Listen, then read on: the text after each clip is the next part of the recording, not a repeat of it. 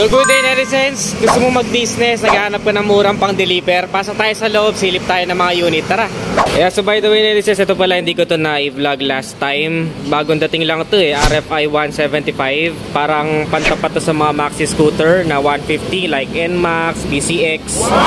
Yan o, may jacket yan sa suspension. Kung gusto nyong bigyan natin ng full specs, comment your thoughts below. Keyless na rin pala yan by the way, ayan o. Tapos fully digital na panel gauge. Yan, solid yan. RFI 175. All LED pa yan kamo hanggang likod.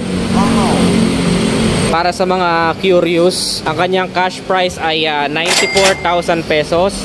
Kung installment naman, magda-down payment ka lang ng 10K, tapos magma-monthly ka ng 3,870. May rebate pang 300 if updated ka magbayad. Yan, may RFI 175 ka na. Solid, ganda niyan. Ito po, dahil pang bagong lumabas na kulay ng Rapid, yung parang Aerox looking.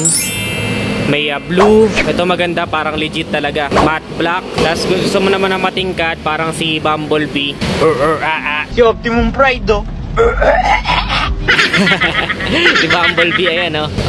Rusi Rapid 150. Sa mga nakalimot na, ang presyo niyan ay 65,000 pesos. Magda-down payment ka lang ng 7K. Tapos magma-monthly ka ng 2,595 for 3 years. May rebate pang 300. So magiging 2,295 na lang. Ayan. Tapos ito pa isa, sports bike. Yung Sigma. Hindi ko rin kasi ito na-include last time eh. Ayan o, Sigma 250. Ayan o, ng Rusi. Angas no. So ito ay parang sports looking type naman, sports bike. So ang SRP ng Rusi Sigma ay 92,000 pesos. Kung gusto mo naman ng installment, magda-down ka lang ng 10K. Tas 3 years ng 3,610. Kung updated ka, meron pa yung rebate na 300. So magiging 3,310 na lang. Yan, Rusi Sigma. Solid niya no. Laki ng gulong. May radiator na rin no. Naka-inverted pala shocks niya no. Wow. Panis. May windshield pa oh. Ganda oh. So ito na yung sinasabi ko netizens, kung gusto nyo ng pang-deliver talaga, ayan, meron ditong Chariot. Ayan yun, oh. Kung gusto mo ng parang bayan-bayan lang na deliver kahit anong product mo or item mo na gusto mo ipang business, solid na ng isang to. Kasi yun yung pinaka-core niya na makina, 175cc. Medyo madilim lang dito, no? Pero ayan, kita nyo naman. Tapos ang laki ng space sa loob. Meron ka ng Chariot dito sa gilid. Ayan o, may bubong na. Kung makikita nyo, may bubong na siya. Ayan yung loob niya. Ayan, may upuan yung loob. Ayan, may upuan siya o. Wow. So pwede palang magsakay. Bukod sa item, pwede ka rin magsakay. Meron pa siyang parang step board, ladder, para dito ka papanik syempre. Ayan, dyan ka papanik. Dito plaka niya. Sabot-sabot lang, Rusi. Ganda oh.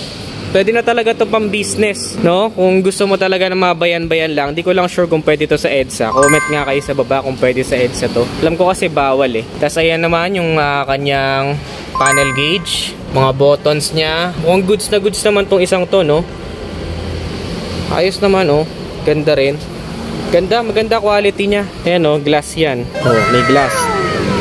Solid na rin, di ba? Panghanap buhay. Nalalabuhan ka ba? Signal lights, ayan, oh. Ito, bakal din to. Very sturdy naman yung feels niya. Feeling ko tatagal na to. Kung panghanap buhay naman, goods na yung quality nito. So para sa Chariot passenger, ang kanyang SRP is 112,000 pesos. Ayan, may pang-deliver ka na. Kung hindi mo pa afford yung mga second hand na sasakyan at bayan-bayan lang naman din yung mga pagde-deliveran mo, solid na to. Pwede rin yan sa installment. 10K lang ang down payment niyan. Tapos magma-monthly ka ng 4,630 for 3 years. May rebate pang 300. So magiging 4,330 na lang. May Chariot ka na. Kung di ka naman ganun kaselan, meron din silang second hand. Ayan no, second hand naman tong mga to. Mga repo, kumbaga na batak. Meron ditong isa, ayan. Ayan yung pinaka pick up nya. So solid naman. Ito isa, kung gusto mo naman ng may bubong na, ito naman isa bagay sa'yo. Ayan. Tsaka may salamin na yung unahan. Ito din, may salamin din pala. So mga reposes naman to na unit. So nagre-range siya ng around 25 to 40,000 lang. Itong mga second hand unit. Yan o. Hi doggy. Ito solid din o. RFI. Nilagyan lang ng VMAX. Ganda niya, no? May kulay red din pala na RFI. Ganda, solid. Baka to sa staff na nila to. Pero ganda rin ang RFI, di ba? So ayan, netizens, kung makikita ninyo, ito yung pinaka-bodega nila. Sobrang daming unit, netizens. Ayan, no? Sobrang daming unit dito. Brand new lahat yan na Rusi. So dito lang yan sa Canlalay, Biñan, Laguna. Kung gusto nyo na hindi kayo maubusan ng unit, sobrang dami po dito. So next time, check natin to. Ito, maganda din to. GP 150 FI na yan, no? GP 150 FI. So ayan, semi-digital panel gauge. Ganda to isa, oh. Parang Honda Supra GTR. Wow. Ganda, oh. Iba't iba pa kulay niya, no? Yan, mga panghanap buhay. Ang dami din dito. Yan, tas Rusi, Sigma. Yan, Sigma. Iba't ibang kulay din. May kulay pula pa doon. Ang ganda ng pula, oh. Ayan, oh, kulay pula. Wow! O, diba? Solid. Kulay puti, mas solid. Mukhang mamahalin.